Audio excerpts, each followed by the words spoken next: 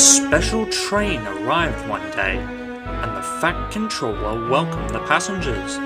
They looked at everything in the yard and photographed the engines. Duck's driver let some of them ride in his cab.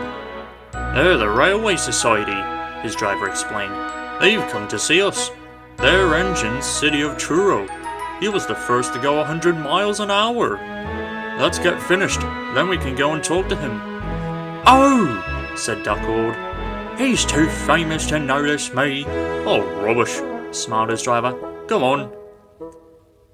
Duck found City of Truro at the calling stage. May I talk to you?" he asked shyly. "Of course," smiled the famous engine. "I see you're one of us." "I try to teach them our ways," said Duck modestly. "All ship-shape and Swindon fashion, that's right. Please, could you tell me how you beat Southwestern?" So City of Truro told Duck all about his famous run from Plymouth to Bristol more than 50 years ago.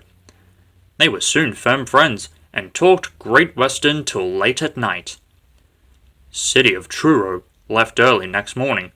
"Good riddance," grumbled Gordon. "Chattering all night, keeping important engines awake. Who is he, anyway? He's City of Truro. He's famous. As famous as me? Nonsense. He's famouser than you. He went 100 miles an hour before you were drawn or thought of. So he says, but I didn't like his looks.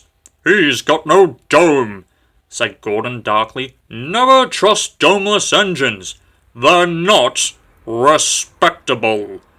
Now, I never boast," Gordon continued modestly, "but 100 miles an hour would be easy for me. Goodbye." Presently, Doug took some trucks to Edward's station. He was cross, and it was lucky for those trucks that they tried no tricks. "Hello," called Edward. "The famous City of Truro came through this morning. He whistled to me. Wasn't he kind?" "He's the finest engine in the world," said Duck, and he told Edward about City of Truro and what Gordon had said. "Oh, don't take any notice," soothed Duck. "He's just jealous. He thinks no engine should be famous but him. Look, he's coming now." Gordon's boiler seemed to have swollen larger than ever. He was running very fast. He swayed up and down and from side to side as his wheels pounded the rails. "He did it, I'll do it! He did it, I'll do it!" he panted. His train rocketed past and was gone. Edward chuckled and winked to Duck.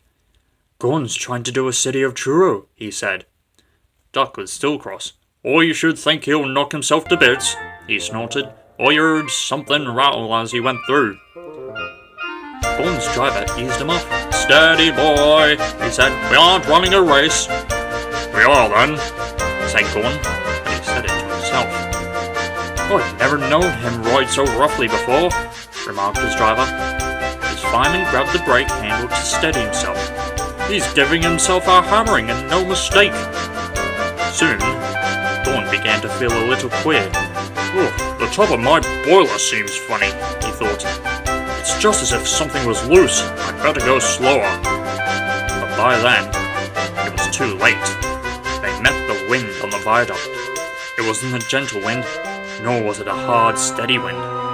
It was a teasing wind, which blew suddenly in hard puffs and caught you unawares. Gordon thought it wanted to push him off the bridge.